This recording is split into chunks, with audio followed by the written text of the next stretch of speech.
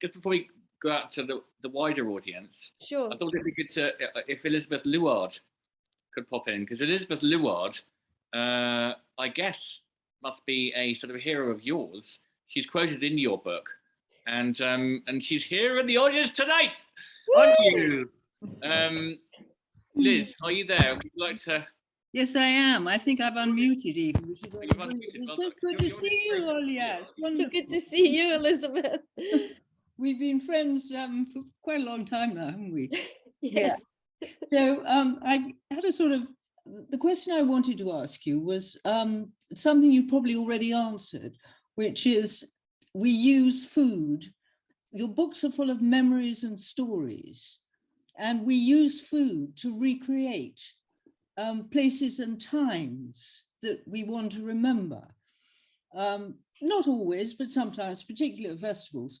And I was thinking, if you had, let's say, Trafalgar Square, an enormous table, a summer kitchen, a huge amount of help, and we are Christmas.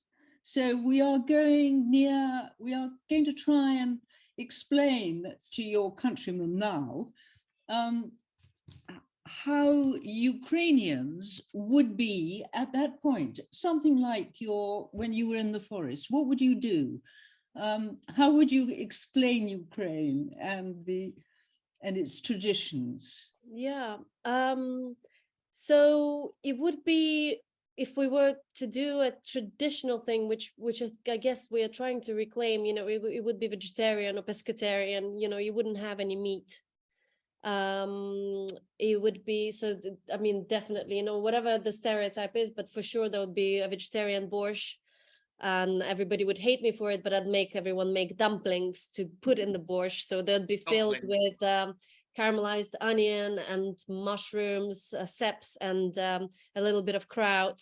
So that'd be like almost like little tortellini, and you'd make a borscht, but it would be a Western Ukrainian borscht, which normally it's very thick with vegetables, but this one is very elegant. So it's almost like a beetroot consomme with these beautiful little dumplings called vushka, little ears floating in it. Of course, loads of dill. Then we would have, dumplings, of course, more dumplings, but dumplings in the borscht and more dumplings, vareniki for sure, with loads of sour, really beautiful creme fraiche and caramelized onions on top. You would probably do something like shuhi, which is again Western Ukrainian dish where you it's a beetroot and dried mushroom dish, which is really delicious. Maybe some tzvikli, which is like a crane almost thing. So you've got your grated beetroot and a little bit of vinegar and horseradish, very kind of like a very strong beetroot paste, which is delicious.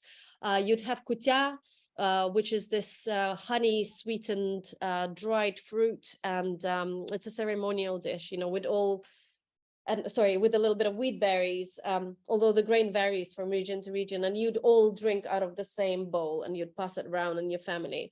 And one of the most beautiful things that we did, even with our kind of like semi-rubbish, non-traditional Christmas, one thing that we kept and that we did and still do every Christmas is we put a little shot of whatever you're drinking, a little shot of horilka or something, Ukrainian vodka, and maybe and a plate of food on opposite an empty chair, and that's to remember all of our ancestors.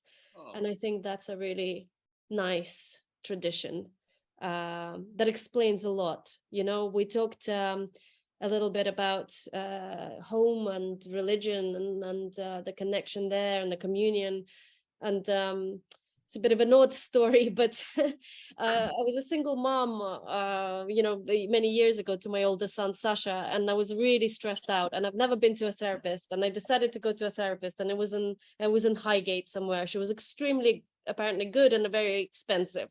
And I went there and she was just asking me loads of questions about myself. And, and I just kept answering kind of like straight away without thinking. And she said, religion. And I'm not a religious person. I've never been, but my immediate kind of, it just like, blah, it just came out. I was like, my family. And, she gave me a bit of a look. She just went, okay, this is weird.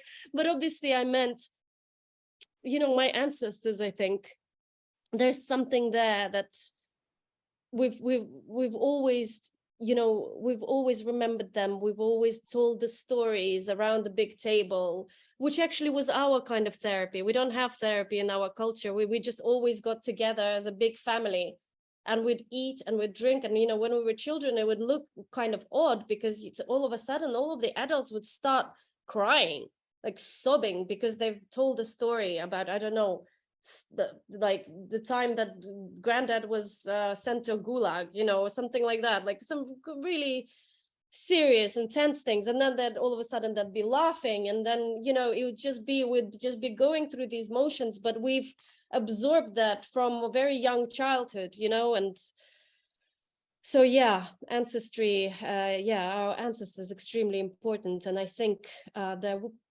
you know, I'm not scared to sound strange. I feel them. I feel them with us. I feel them in our stories, in the food, and I feel like they're giving us quite a lot of strength to go through everything that we're going through now. If Vera could go through what she went through, and if Lucia could go through what she went through, then we can go through this, and we can do it. But we can also remain humane and kind and good people, because that's what they taught us.